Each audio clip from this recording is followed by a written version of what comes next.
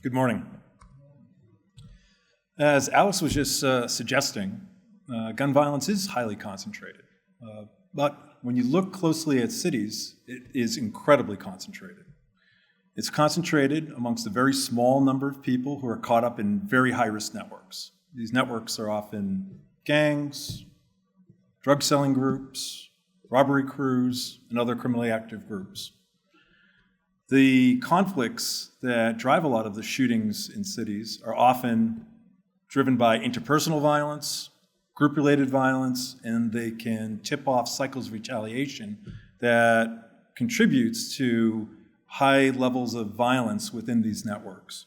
And cities have conducted research that has shown this over and over again. For example, in my hometown of Boston, roughly 1% of the city's youth are involved in gangs, but they account for roughly 2/3 of the youth homicides and as much as 70% of the non-fatal shootings. In Newark, New Jersey, a study that I did with Andrew Papachristos, which is this big social relations meatball, as Andrew would call it. This is a co-offending network in the city of Newark, and it accounts for roughly 4% of the city's population, but it experienced 33% of all the shootings. If you were a gang member in this network, the odds of you being shot relative to a non-gang member is 344%. If you are socially connected to a gang member, not involved necessarily in any of the behaviors, could be a brother, girlfriend, etc., your individual odds of being shot increase by 94%. In Baltimore, work that I've done with my colleague out there, Jeremy Biddle, we were using some basic analysis work to think about launching a focused deterrence strategy in the Western District. And we focused in on a particular group in the Poe Homes housing project. It was a drug-selling group. And if you were a member of this group, the odds of you being shot was 17 times that of a resident elsewhere in the Western District. So the bottom line is, if you are thinking about trying to reduce citywide gun violence trends, you want to change the behavior of people who are caught up in these networks. Focused deterrence strategies attempt to do that by taking a balanced approach. The first step is to form either an interagency working group, some sort of network of capacity, a collaboration amongst criminal justice agencies, police, prosecutors, corrections, community-based groups, and social service providers. Importantly, street outreach workers, people who are out there in the neighborhoods who have direct connections to a lot of people who are most at risk of violence. And you do your upfront research.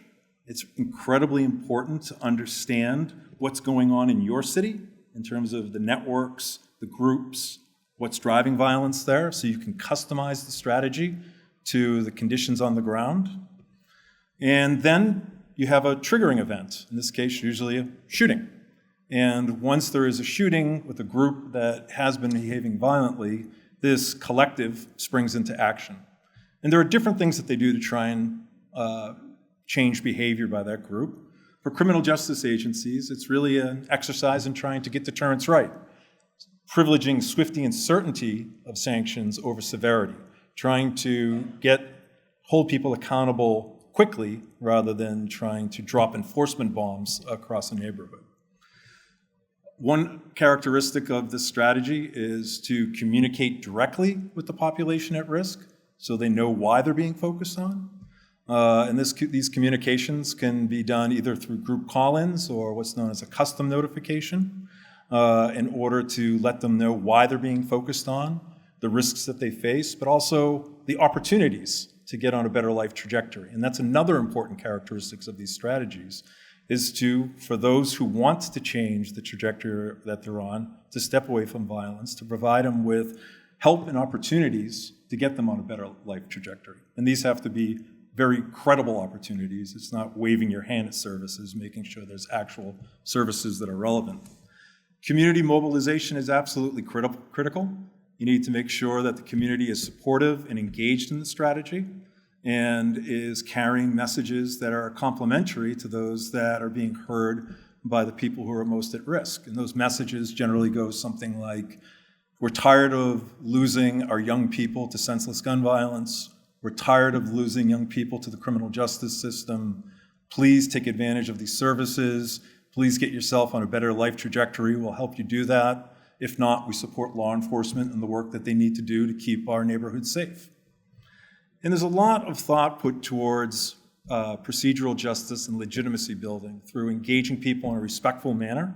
These messages are usually sent in a matter-of-fact way, not in a threatening way, to give them information they need to make better decisions and behave less violently, and through engaging the community and being transparent about what causes enforcement actions and giving people opportunities, not just the threat of sanctions.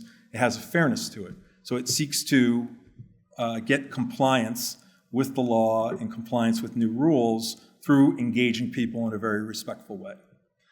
What's absolutely critical is having strong partnerships between the local police departments, who usually lead the enforcement actions, with community-based groups and also street outreach workers.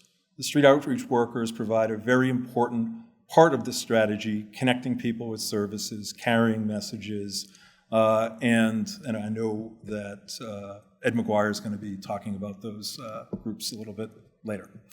But you really need to have this unified balance approach. In terms of evidence, with my colleagues David Weisberg and Brandon Turchin, I'm working under the auspices of the Campbell Collaboration, which is an evidence-based crime policy group, to conduct an ongoing systematic review of the effects of these strategies on targeted problems. And the latest iteration, which I'm not quite done with, but we've identified 50 controlled evaluations, including 8 randomized controlled trials. And the average effect doesn't have an effect in every study, but most studies do find an effect. The average effect does suggest a significant reduction in crime, somewhat on the order of 20 to 30%, depending on what type of study you're looking at and the type of intervention. There's, importantly, growing qualitative evidence that communities and the offenders themselves prefer this approach, that it is a fairer, more legitimate approach to trying to change their behavior than the traditional threats that are launched at them through traditional criminal justice action. Another feature of the evaluation literature, though, is that these strategies are very difficult to implement and sustain. They're complicated. You really need to think carefully about how you're launching the programs to make sure you're following the models, but importantly, having systems in place to ensure that all these moving pieces are going forward in a way that complements each other.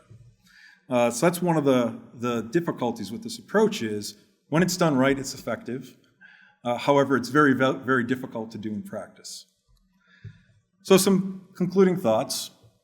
I think most jurisdictions, when they implement this, they should recognize it as a framework, and they need to respect the process. Too often when you see programs being replicated, you have them just taking tactics like, hey, Baltimore is doing something cool in their Western District. I hear they're doing X, Y, and Z. Let me just take those tactics and bring it into my city. When you really need to pay attention to the process, the framework, doing that analytical work, figuring out what your local capacities are, and taking the time to implement a strategy that makes sense for your jurisdiction. And that's a very important part of doing this work correctly. And it's something that I always tell my students, including the police executives I teach in the University of Chicago Crime Lab's Police Leadership Academy. I feel like I'm preaching to them right now. In any event, another important feature of doing this work right is staying committed to doing analysis, upfront analysis to make sure you frame your strategy correctly, as well as ongoing analysis to be sensitive to any variations that change over time, because gun violence problems are very complicated.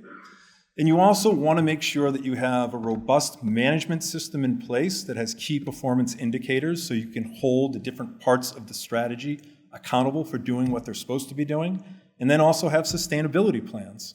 Because some very effective focused deterrence programs have fallen apart when somebody got promoted or somebody retired or a new mayor came in and said, you know what, I know that seems to be working, but I'm going to do the BRAGA plan instead, or whatever the mayor's name is. So those are my comments. Thank you.